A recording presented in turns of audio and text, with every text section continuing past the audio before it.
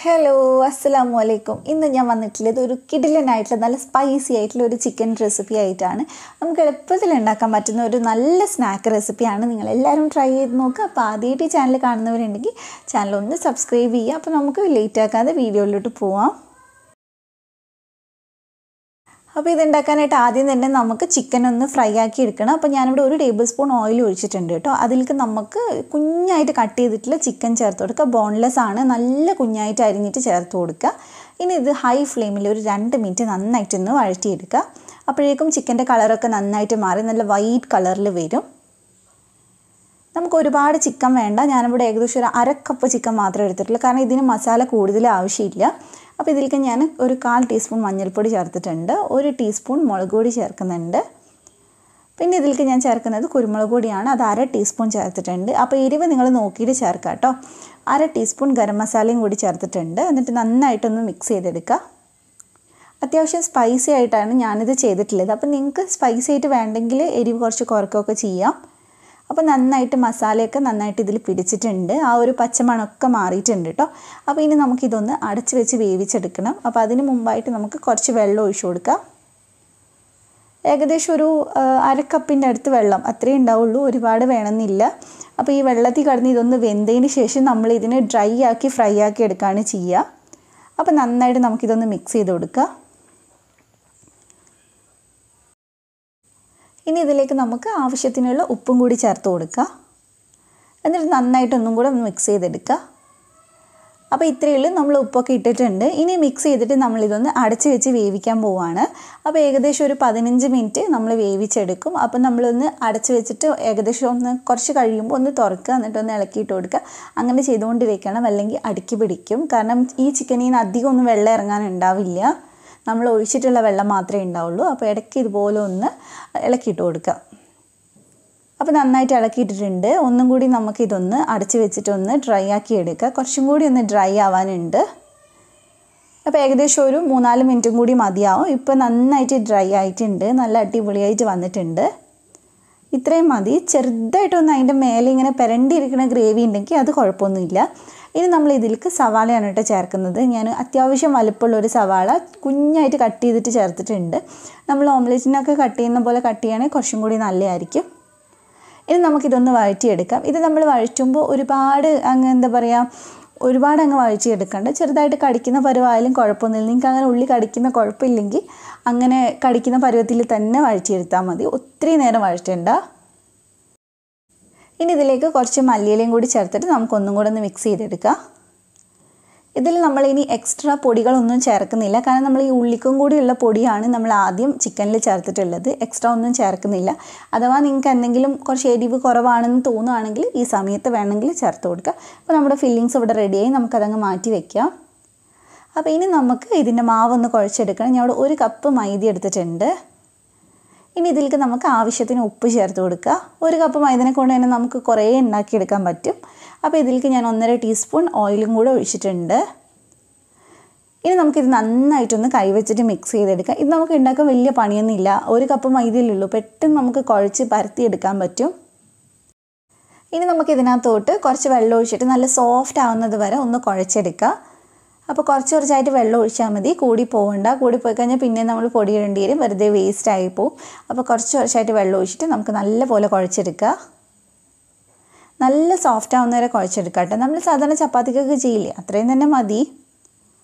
അപ്പോൾ നന്നായിട്ട് കുഴച്ചെടുക്കുക. അപ്പോൾ ഞാനിത് നന്നായിട്ട് കുഴച്ചെടുത്തിട്ടുണ്ട്.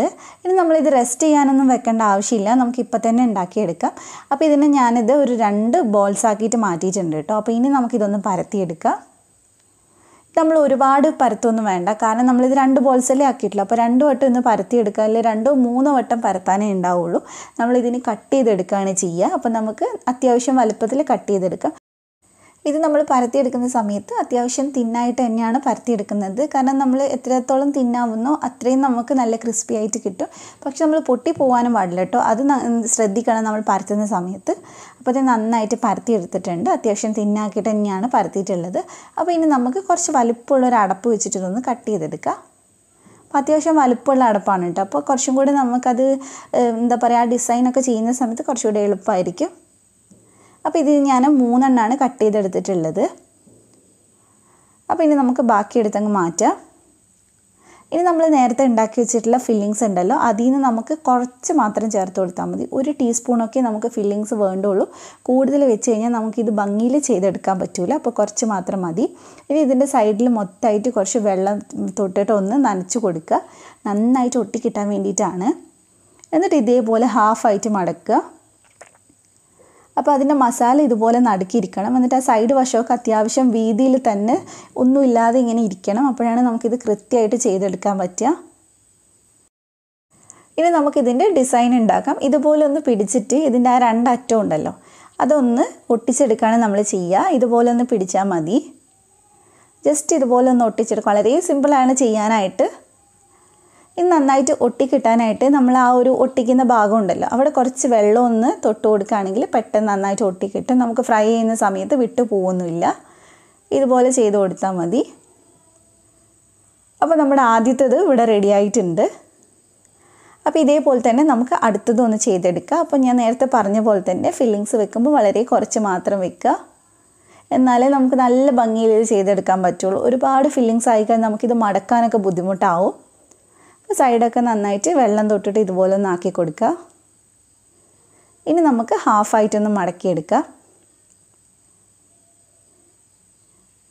നമുക്ക് ശരിക്കും ഇത് ഉണ്ടാക്കാനുള്ള ഷീറ്റൊക്കെ വാങ്ങിക്കാൻ കിട്ടും. നമ്മുടെ സ്പ്രിംഗ് റോൾ ഷീറ്റ് ഉണ്ടല്ലോ, അത് വെച്ചിട്ട് നമുക്കിത് ചെയ്തെടുക്കാൻ പറ്റും.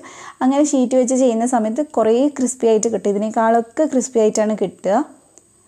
അപ്പോൾ ഇനി നമുക്ക് ഈ ഡിസൈൻ ഒന്ന് ചെയ്തെടുക്കാം. ഇതുപോലെ ഒന്ന് ചെയ്തെടുത്താൽ മതി. ഇതുപോലെ എടുത്തിട്ട് ഈ 2 സൈഡും കൂടി ഒന്ന് ഒട്ടിച്ചു കൊടുക്കുക. അപ്പോൾ നമുക്ക് ഒട്ടിക്കുന്നിടത്ത് കുറച്ച് വെള്ളമാക്കി കൊടുക്കുക.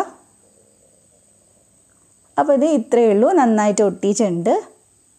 അപ്പോൾ ഇനി നമുക്കിത് ഫ്രൈ ചെയ്തെടുക്കണം. അത്രയേ ഉള്ളൂ. നല്ല ഭംഗിയാണ് ഇത് കാണാനായിട്ട് ഉണ്ടാക്കി വെച്ച് കഴിഞ്ഞാൽ. അപ്പോൾ ഇനി നമുക്കിതൊന്ന് ഫ്രൈ ചെയ്തെടുക്കാം. അപ്പോൾ ഞാൻ ഫ്രൈ ചെയ്യാനായിട്ട് ഇവിടെ കുറച്ച് സൺഫ്ലവർ ഓയിൽ എടുത്തിട്ടുണ്ട്. നമ്മൾ ഇത് എടുക്കുമ്പോൾ കുറച്ച് കുഴിയുള്ള പാത്രത്തിൽ ഫ്രൈ ചെയ്യുകയാണെങ്കിൽ കുറച്ചും കൂടി നമുക്ക് എളുപ്പത്തിൽ ഇതൊന്ന് ഫ്രൈ ചെയ്തെടുക്കാൻ പറ്റും. അതുപോലെ തന്നെ 2-3 എണ്ണമൊക്കെ ഒരുമിച്ചിട്ട് ഫ്രൈ ചെയ്യാം കേട്ടോ. ഞാൻ എണ്ണ അധികം എടുക്കേണ്ടല്ലോ വെച്ചിട്ട് കുറച്ച് എണ്ണ എടുത്തിട്ടുള്ളൂ. അതുകൊണ്ടാണ് ഞാൻ ഓരോന്നിട്ട് ഫ്രൈ ചെയ്തെടുക്കുന്നത്. അപ്പോൾ ഇത് നന്നായിട്ട് നമുക്ക് ഫ്രൈ ചെയ്തെടുക്കാം. നമ്മൾ ഇടുന്ന സമയത്ത് തീ ഇച്ചിരി കൂട്ടി വെക്കുക. എന്നിട്ട് പിന്നെ ഒരു മീഡിയം ഫ്ലെയിമിൽ ഇട്ടിട്ട് ഫ്രൈ ചെയ്തെടുക്കുക. 2 സൈഡ് നന്നായിട്ട് ഫ്രൈ ചെയ്യണം. കാരണം നമ്മൾ ആ ജോയിൻ ചെയ്ത ഭാഗം ഉണ്ടല്ലോ, അതൊന്ന് വെന്ത് കിട്ടണം. അപ്പോൾ അതുകൊണ്ട് കുറച്ച് നേരം ഇട്ടൊന്ന് ഫ്രൈ ചെയ്തെടുക്കുക. അത്യാവശ്യം നന്നായിട്ട് മൊരിഞ്ഞ് നല്ലൊരു കളറൊക്കെ വരുന്ന സമയത്ത് നമുക്കിതെടുത്ത് മാറ്റാം. ഇതിപ്പോൾ അത്യാവശ്യം 2 സൈഡ് നല്ല കളറൊക്കെ ആയിട്ടുണ്ട്. അപ്പോൾ ഇനി നമുക്കിതെടുക്കാം. ഇതിലങ്ങനെ എണ്ണയൊന്നും കുടിച്ചിരിക്കുന്നില്ല. കുറച്ച് എന്താ പറയുക, നമ്മൾ ചുട്ടിട്ട് കുറച്ച് നേരം ഇതിങ്ങനെ നല്ല ക്രിസ്പി ആയിട്ട് ഇരിക്കും. പിന്നെ കുറച്ച് കഴിയുമ്പോൾ ഇതങ്ങ് സോഫ്റ്റ് ആയി പോവും. സോഫ്റ്റ് ആയാലും കഴിക്കാൻ നല്ല ടേസ്റ്റാണ്.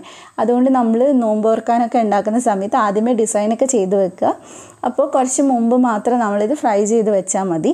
അതുപോലെ തന്നെ നമുക്ക് ഫ്രീസറിൽ സൂക്ഷിക്കാനും പറ്റും ഇത്. അപ്പോൾ ഇതെല്ലാവരും ഒന്ന് ട്രൈ ചെയ്ത് നോക്കുക. എന്നിട്ട് ഫീഡ്ബാക്ക് പറയാം. അപ്പോൾ നിങ്ങൾക്ക് റെസിപ്പി ഇഷ്ടമായിട്ടുണ്ടെങ്കിൽ വീഡിയോ ഒന്ന് ലൈക്ക് ചെയ്യുക. ഫ്രണ്ട്സിനും ഫാമിലിക്കും ഒക്കെ ഒന്ന് ഷെയർ ചെയ്ത് കൊടുക്കുക. അതുപോലെ തന്നെ ആദ്യമായിട്ട് ചാനൽ കാണുന്നവരുണ്ടെങ്കിൽ ഒന്ന് സബ്സ്ക്രൈബ് ചെയ്യുക. എന്നിട്ട് തൊട്ടടുത്തുള്ള ബെല്ല് ക്ലിക്ക് ചെയ്തിട്ട് ഓളും കൂടെ ക്ലിക്ക് ചെയ്യുക. എന്നാൽ മാത്രമേ ഞാൻ വീഡിയോസ് വരുമ്പോൾ നോട്ടിഫിക്കേഷൻ വരുള്ളൂ. മറ്റൊരു അടിപൊളി ഇഫ്താർ റെസിപ്പി ആയിട്ട് വീണ്ടും കാണാം ഇൻഷാ അല്ലാഹ്. Thank you for watching.